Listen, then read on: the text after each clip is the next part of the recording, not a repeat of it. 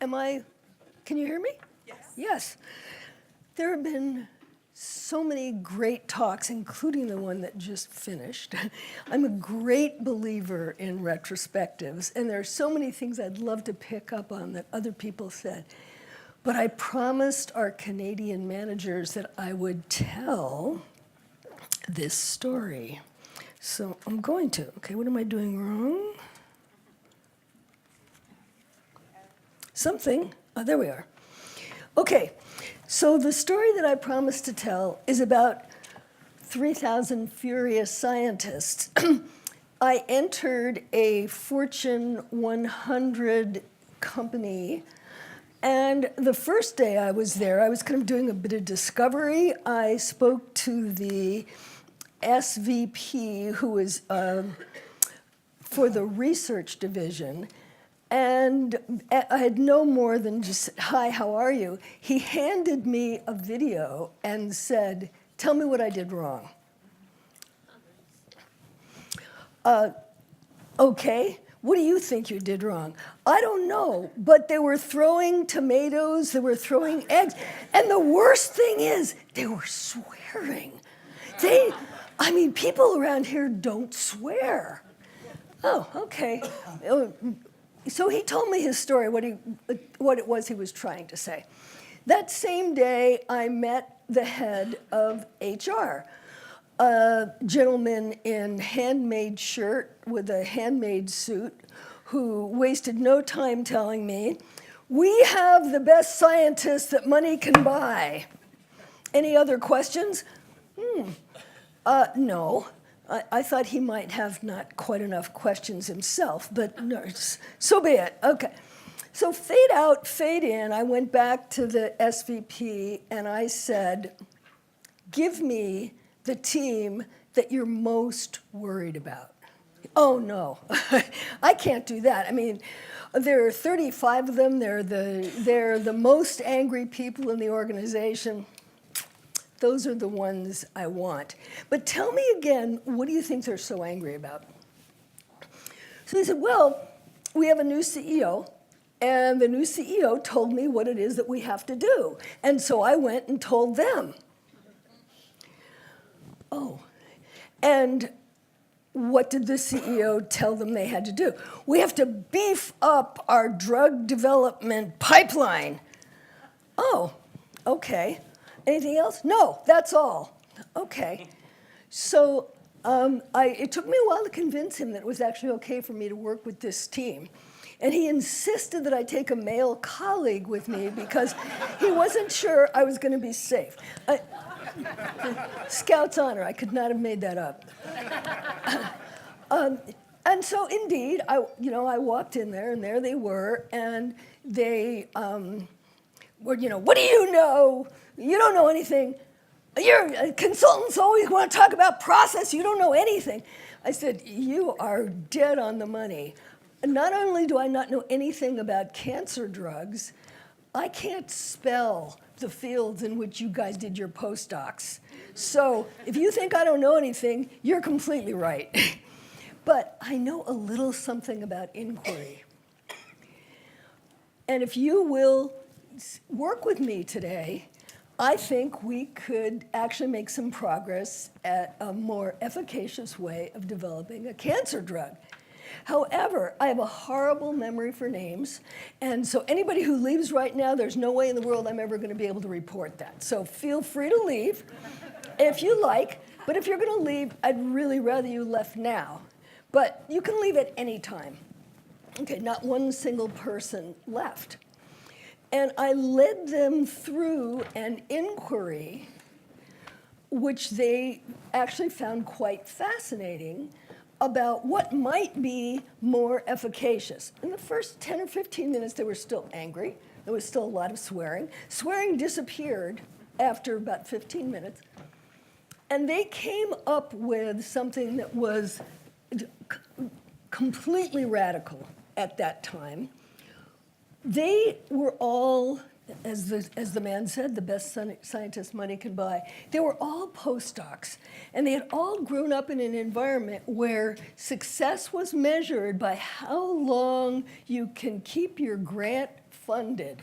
So the most prestigious scientists in the organization had grants that were essentially blank checks. They decided at the end of the day that a more efficacious way for them to develop cancer drugs would be to see how quickly they could fail them. And that transformed the organization, as you might imagine. And I didn't have to do another thing. They took care of it because they were the most prestigious and angriest people in the organization. There were 35 of them, and there were 3,000 scientists in the whole organization. It took no time at all for them to develop that.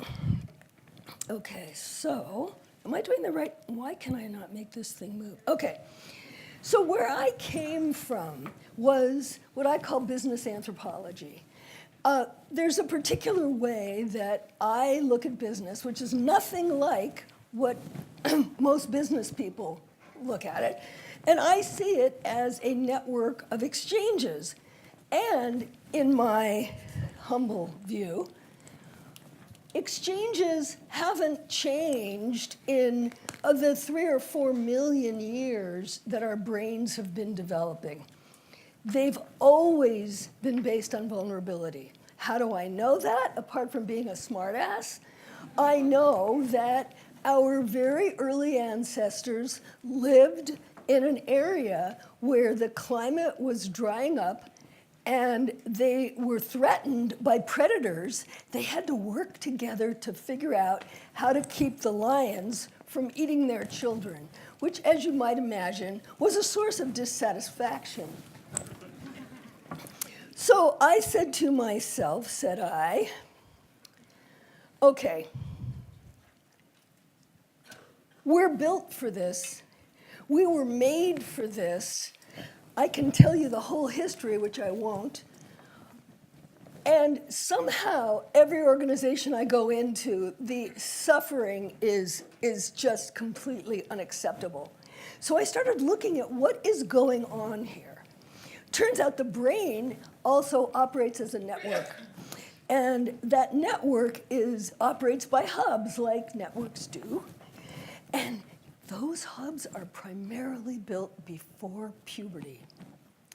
So the reason it's so hard to learn a language without an accent after puberty is that the brain is designed to stop learning after puberty, because the brain evolved in a situation where you could learn everything you needed to know by puberty, and then you could, get working training the next youngins coming up the line. So, okay, what else do we know about that? So here's something that's really stunning. Those people slept in puppy piles. They breathed together every night. They were co-regulated. A lot of the people in this room have co-regulated during the time that we've been here. So I said to myself, what can I do?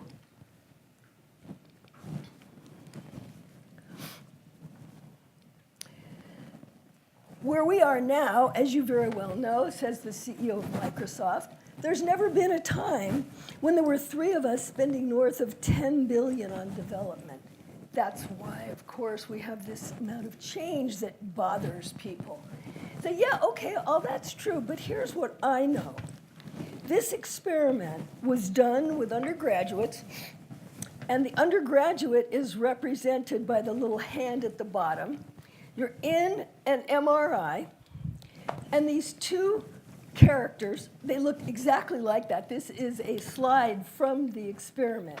2 characters are throwing a ball to each other, and they throw it to you. And you throw it back. You decide who you're going to throw it to, and they keep it. And then after about 2 minutes, they stop throwing the ball to the student who is in the MRI. And they spend another 2 minutes in the MRI after that, and they come out, and they're asked, well, how was that? To a person, they said, I felt like they didn't want to play with me. I felt horrible. I felt rejected. Something's wrong with my microphone? Just turn it over. Yes, ma'am. Is that good? Great. I felt like they didn't like me. I felt horrible. Okay, that's what you need to remember. If you remember one thing from what I'm saying, remember that. That is how fragile we are. People feel like you might not play with them in the future, their brains shut down. So I'm going to just ask you for 1 minute, who do you know is committed to your success? 1 minute.